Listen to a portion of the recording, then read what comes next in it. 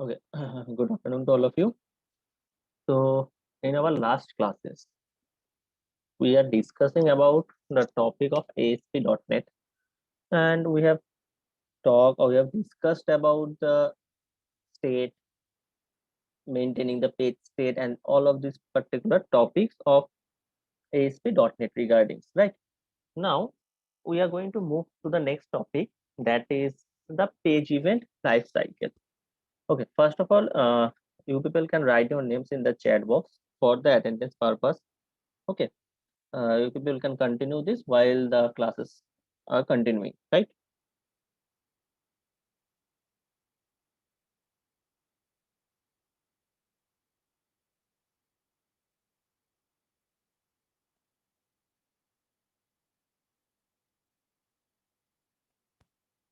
So we are talking about the page event life cycle. So page event, before going to page event life cycle, first let us discuss about the page event. So what is page event? Page event means, suppose in a website or in a web page, there are several sub pages that redirect us to that particular pages. Means in the home page or in the home web page, we can say there are several links that will take us to the sub pages of that particular web page, right? So that every page will contain some events, right? So suppose we are considering to a college website, our college website, Chaivas Engineering College, like, so every tab or every pages have some particular information. So if we are opening the college website of Chaivas Engineering College, so what we can see first, the home pages, right? In home pages we can see the different informations about the college and all of the things. Now if we want to go in more depth about the college, then we can find out the academics part. There are sub part of academics, there are sub part of about, there are sub part of college campus, there are sub part of contact info. So these sub parts are there, so these called the sub pages. So when we are going to click on that particular tab, we are going to be in a in that particular page. So this is called a page event. Every time we are clicking on a page, that will be creating a page event, and we are going to get the information, or the information will be displayed for that particular page event, right? Now about this page event, we are talking about the page event life cycle. We have a thing that is called page event life cycle.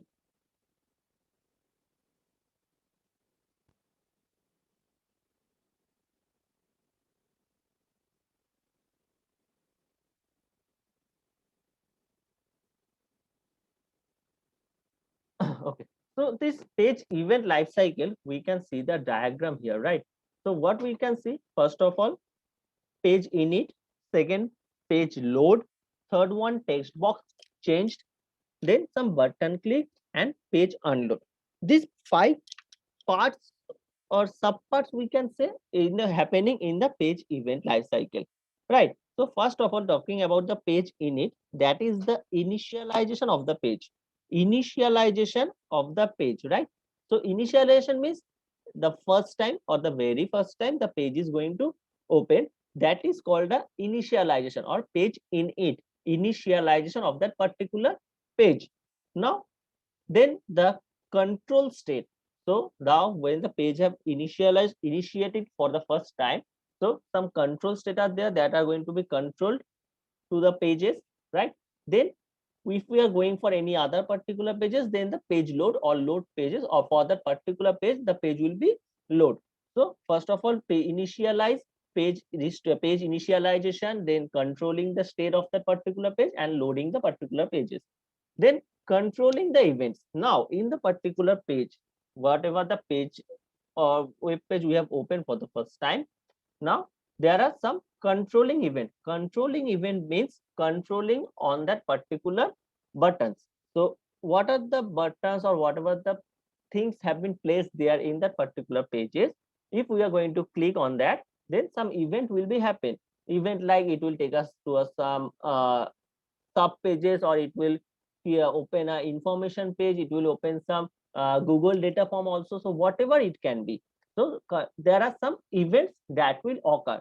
Now there are two parts, that is a change event and action event. Change event and action event means wherever the things is change event, we have to understand that it is containing some text box information. It is containing some text box information. So some information is placed in that particular text box. So when we are going to take place or click on that particular text box event, that will display some information or particular thing. And second one, some action event. Action event that will be having some button. So one is a text box and another one is a button.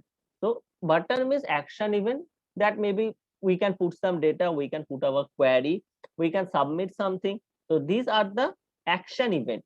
So then the next part, that is the control state save. So whatever the things have been done till now, then we need to save that. If any information have been put it there, yeah, and that needs to save, we need to save that particular. Then a rendering of that particular pages, and lastly unloading the particular pages. So this is a life cycle of a page state, we can say. So this is the basic life cycle of that particular page state.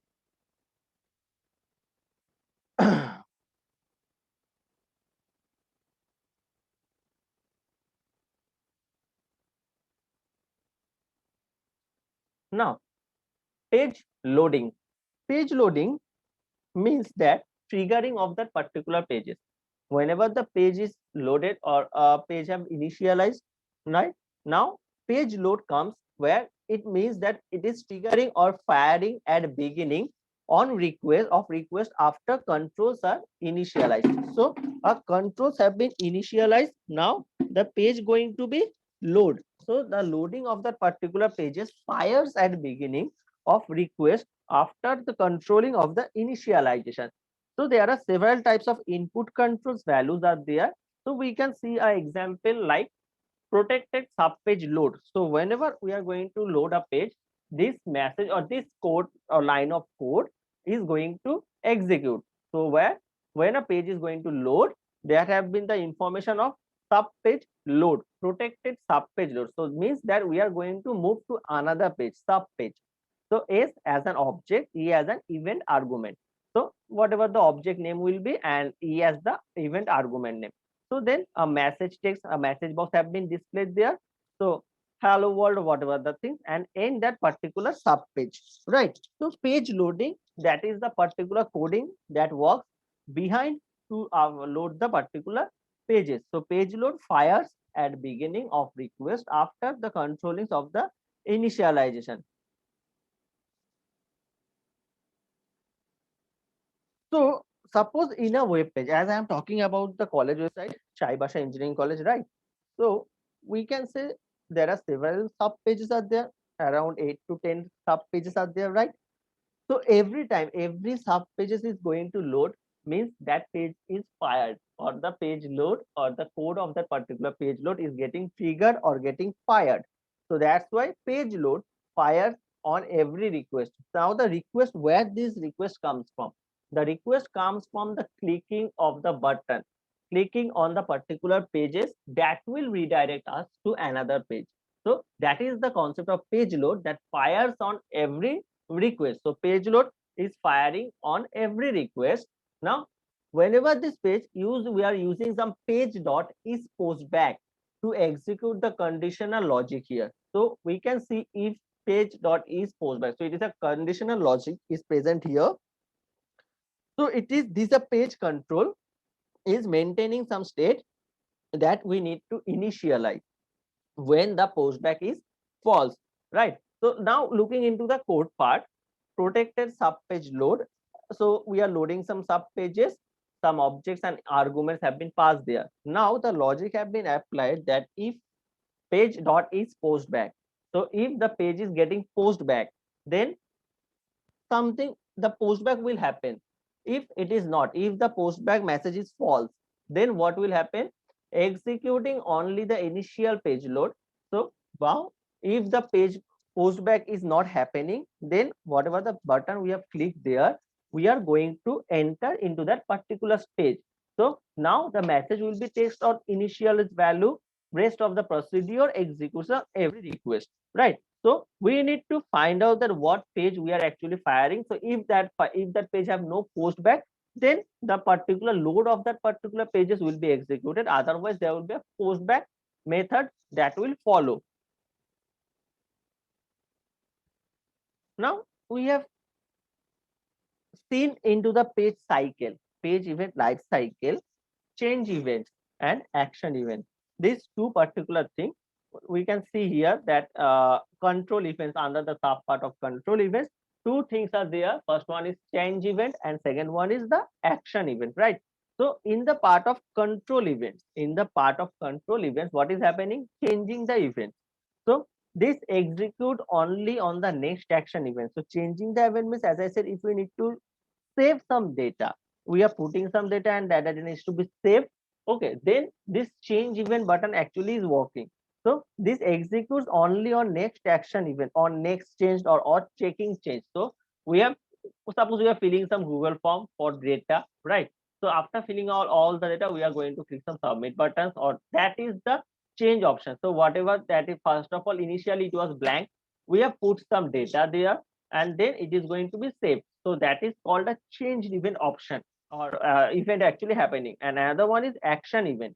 It calls immediately to the post back to the server. So on click, whenever we are clicking on that, then some action will be followed. So change event and action event, those two things are there, and it works with any particular browser. No particular browser that it will not work here, nothing like that. So as I said, the control events and this particular things are there. So this is a particular code for that, not too much thing. Okay, just a button click option. If the button click option is actually we are getting, if the button click message have been displayed, then some change action event is actually happening.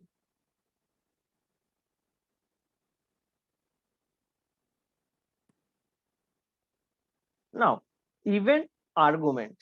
So what is this particular events argument? So this events actually pass two particular arguments. So events, whatever the events are actually going on, it actually pass two arguments. First, the sender, that will declare as a type object. The sender declare as a type object that usually controls the generation of the event. So sender, that is actually some object type data that controls the generated as an event and allows us to use the same event handler for multiple controls, allows us to use the same event handler for the multiple controls. And second one, that is the argument. So event pass two type of argument. First one the sender and the second one the argument, that is the event argument, object and the event argument.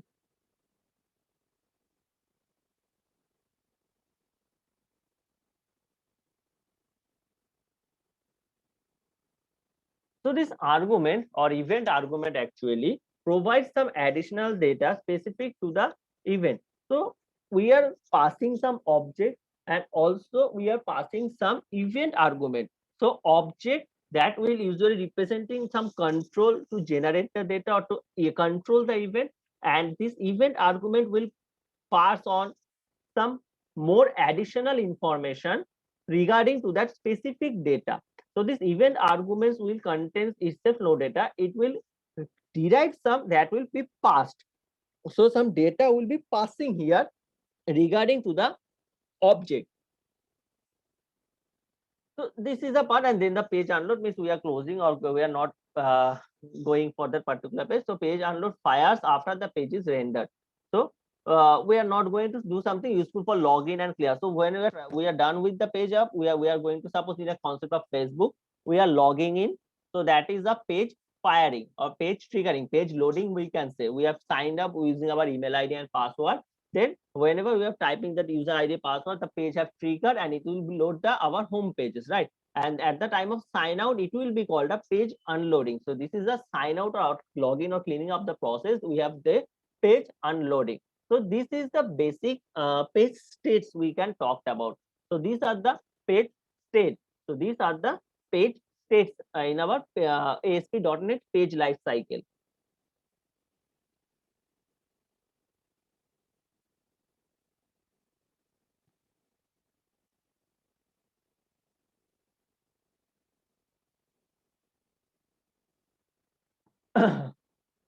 Now there are some importing the directives. So this importing of directives in the ASP.NET, we can add some course namespace referencing to that particular pages that will have some .NET types and class names, right? So that will import some VB directive or Visual Basic directive. So it will be importing some Visual Basic or equivalent to Visual Basic directive.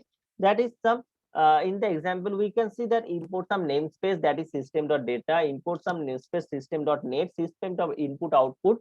So these are the directives, systems of system.data, system.net, system.input output. These are some directives present are there. So now this page classes in the part of pages, page rendering or this, the page classes or the page object is always available when handling the server side event.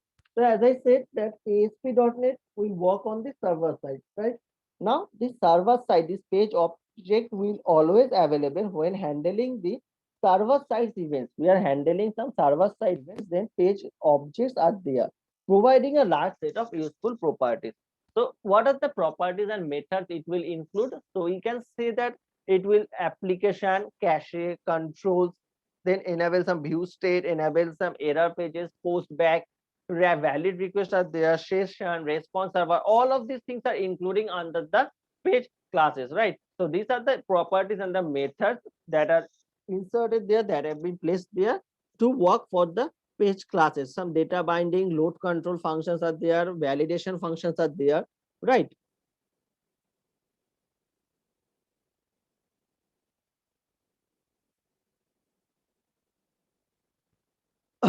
Now this ASP.NET page server controls are there. So this ASP.NET actually have many built-in controls, many built-in controls.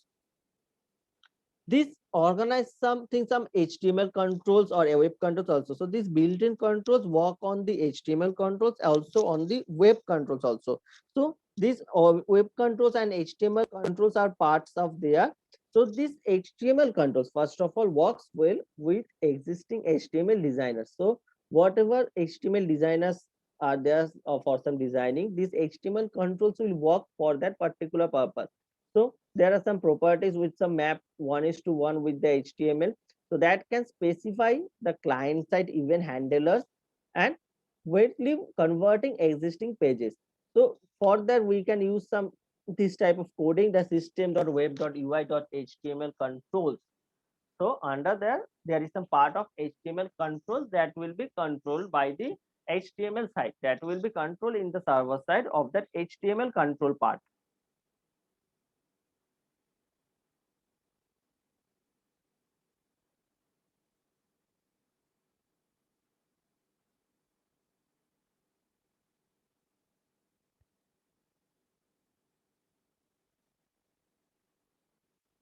Now, what are the supported controls are present in our HTML or in our ASP.NET HTML controls, right?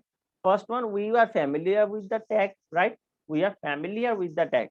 So supported controls for A, that is mentioning some A double dash slash image, then form, tables, then some select option, then some text area option, button option, input types. There are several input types are there. So these all we have discussed or we have started in our previous classes of HTML. So in the beginning when we have discussed about the HTML, we know this particular tags. Actually we know this particular what is the purpose or what is for which tag we are using. So these tags are already incorporated in our ASP.NET for controlling the HTML, for controlling the HTML, different type of HTML controls. And for that, basic page life cycles are there, many HTML controls are there. So how to control? There are two ways to control this HTML controls part. There are two ways to control this HTML control part, that handle everything in every action event and handle change event as well as the action events. So that first one, that will handle everything in action event. Second one, handle change events. So in changing of the handling events as well as the action events, as well as the action events.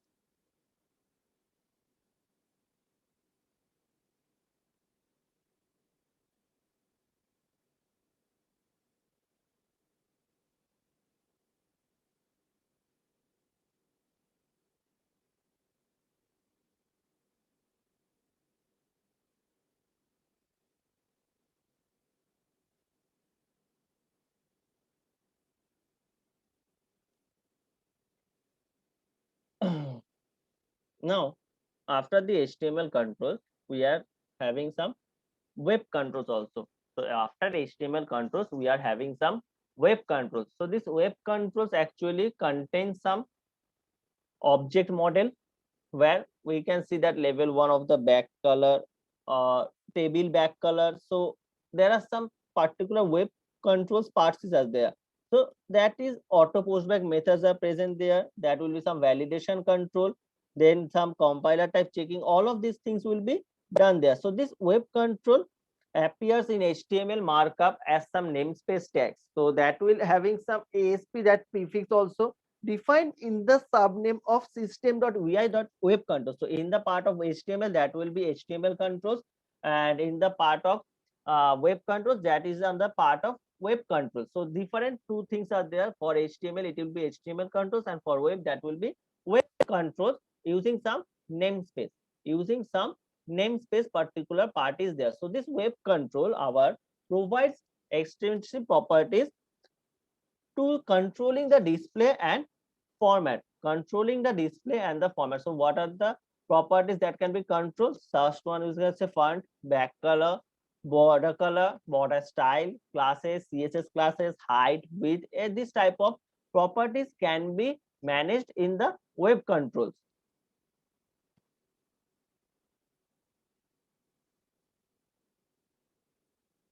So there are four types of web controls are there. First one, intrinsic controls. Second one, list controls. Third one, reach control, and fourth one is the validation control. So these four web controls are there: intrinsic controls, list controls, reach controls, and validation controls. So first of all, what is intrinsic control? So this intrinsic control,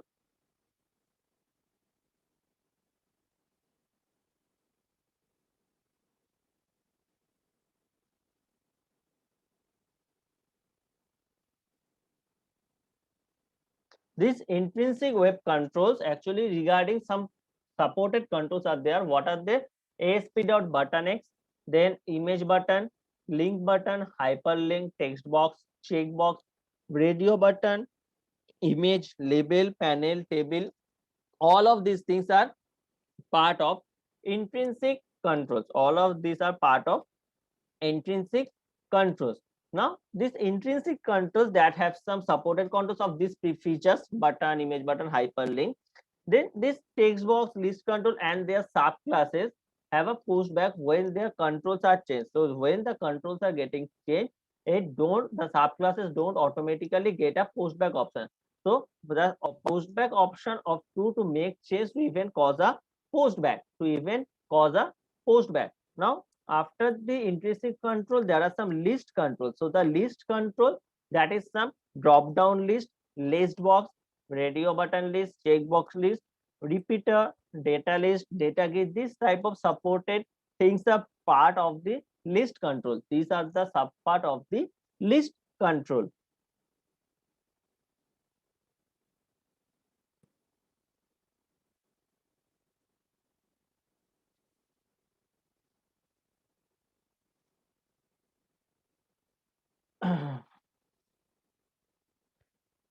So this checkbox and radio button list, this provide a collection of checkbox or radio button controls that there are some coding of there are some code have been mentioned that how to execute this. So list item, then item one, list item, then list item two. So that is similar. We can say that is similar to our what we can say that HTML list option. So well, in the UL, this type of things have been mentioned previously. So this OL UL, this is similar to, we can see particular this in the part of ASP list item option. ASP list item option.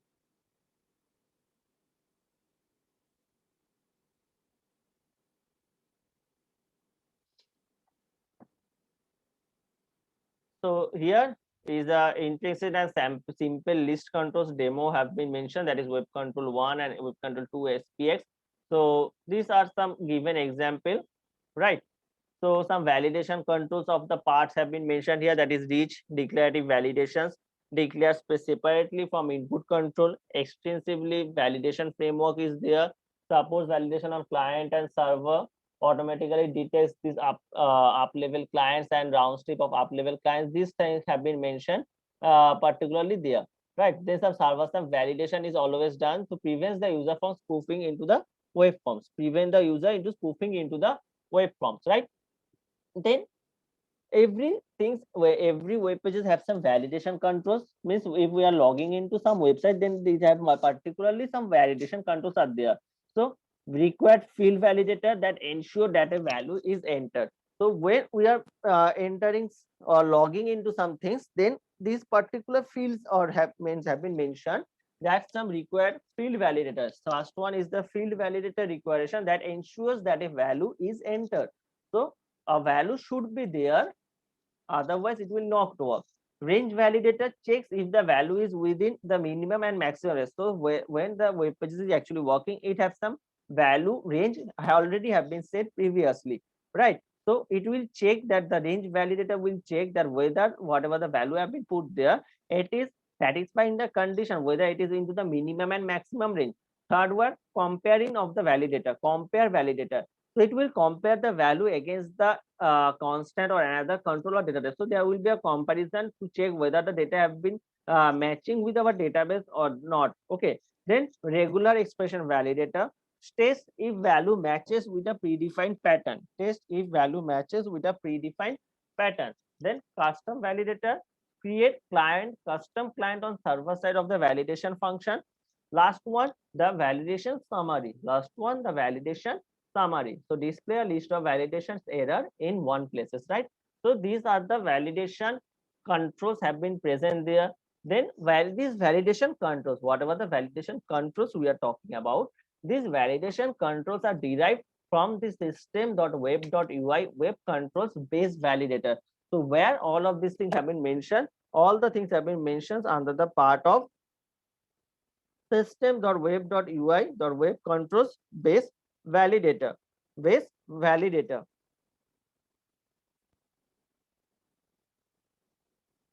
This validation control contains the text which is displayed only if the validation fails. So validation controls contains the text which is displayed only if the validation fails. So text property is displayed at control location and error message is displayed in summary if any error is there. If any error is there. These are some examples have been mentioned here, that a simple example to control the validation of the pages, right? So this validation, first one, a property that is display property controls the layout. Display property controls the layout. So first, that is we can say the static fixed layout that won't change. So static, that if a fixed layout that is not going to change. Dynamic, that will change, a dynamic layout. None, no display can still use for the validation summary, right?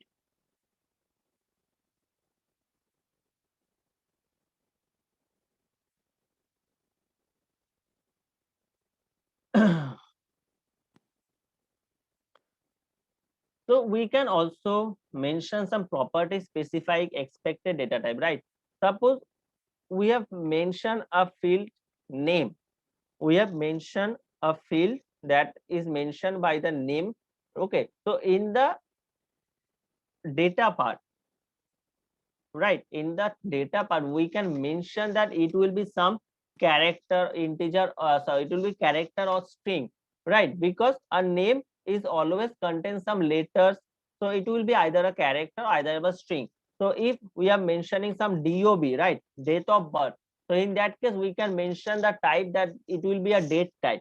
So a date type format can be used here, right? So if we are mentioning some rupees or amount, then in that particular case, either we can use the numerical part or also we can use some character or string part, as it can be both, right? So whatever the things, properties we can, whatever the fields we want to create for that particular field, we can actually mention that what type of data can be put in the particular data box. We can particularly mention that, we can set that data type, right? So this is a validation. This is particularly called a validation part.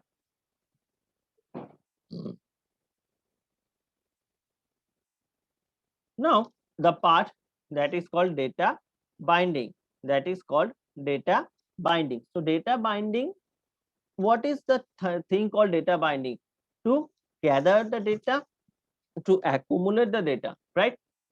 So this data binding specifies the data in the control text, specifies the data in the control text. So it is not dynamic, it cannot get data from a database. So we need to specify the data in the control stack. We need to write some code that uses this control objects model. Okay, and then the data binding is happening. So how this data binding is happening? That creates an object that holds the data. So first of all, we are going to create some object that will hold the particular data set, array, strings, integer, whatever it can be. So some data object can be created to hold the particular data, and associated with the object, associated that object with the controls, associated that object with the control.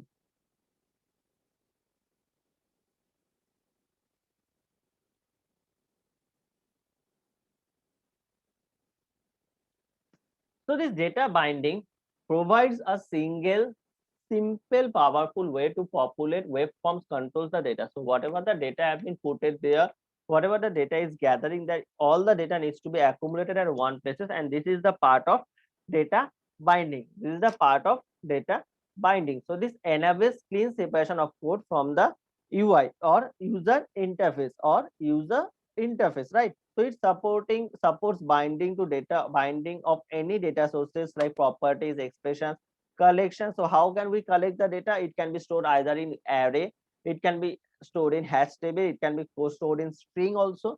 So these are the collection of data where we can collect our data, data set, data table, data reader, data view, all of the things can be done. So this is a part of data binding. It also allows us to specify an expression. Data binding is also allows us to specify an expression, that is the data bind method of the control, that is data bind for a single control, and page dot data bind option is there for controlling on a all controls on a page. So for a single control we can use the simple data bind, and for all controls in the pages we can use the page dot data bind.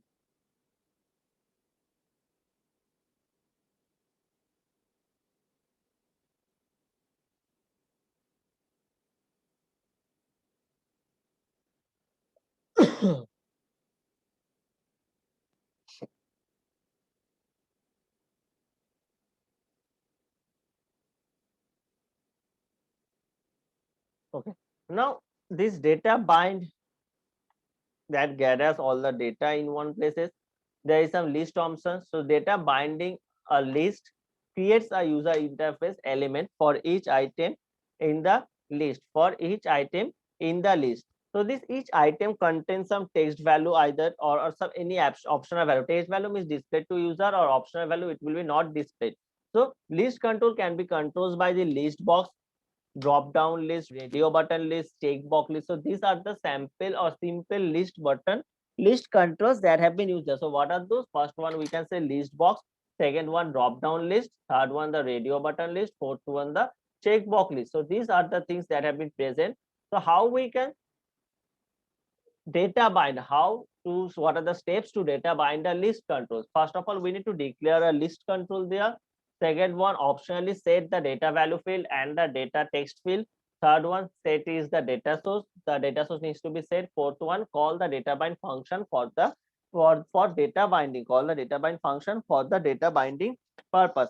So what are the steps? First step is we can say declare the list control. First we need to declare some list control. First we need to declare some list control. Second one, optionally set some data value field and data text field. We can set a data value field or data text field, it is either optional also. Then we can set is data source, and fourth one we can call the data bind function for data binding on the simple list, on the data simple binding list, right? So these are the basics. ASP.NET models are there, we can have some scalar expression, all of these particular things are present there.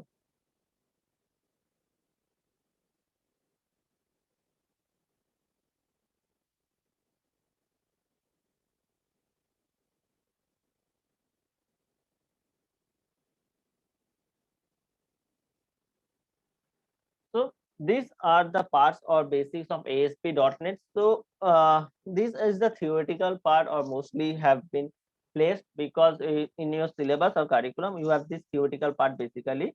So this theoretical part covers all how the things, how this ASP.NET your works, how the things have been mentioned, put in there, what are the list down option, drop down option, how we can accumulate, or this HTML have been part of this, the data part or data bind options are there.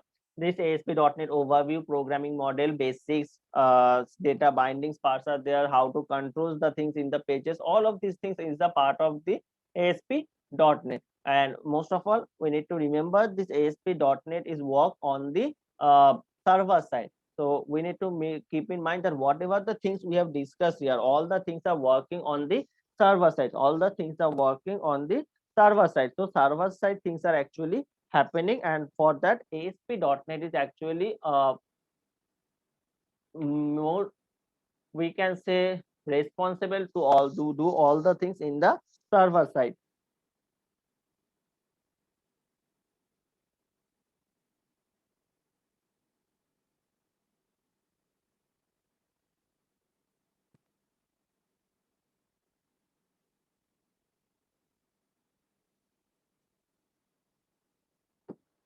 Okay, so this is the part we have done in ASP.NET, and we have discussed whatever the basic things are there for ASP.NET, right? So if anyone have any type of things or any query regarding, if anyone wants to say, then they can ask for Semi, right? Otherwise, we are going to end the today's session of ASP.NET, and the things have been completed here. So in our next class, we are going to, we may be going to discuss some new topic, whatever the leftover part or leftover topic will be there. Okay, so this is for all ASP.NET. So it is another type of web technology, because to design some web pages, we can do it in ASP.NET C# VB. So this is very easy for coding, and we can do the things, or we can create a website very easily with the help of ASP.NET, with the help of ASP.NET. So if anyone wants to say anything or anything want to ask, then she or she may be asked. And I think all of you have write down your names in the chat box. Okay, because that will be counted as your attendance. I will mark up all the things, right?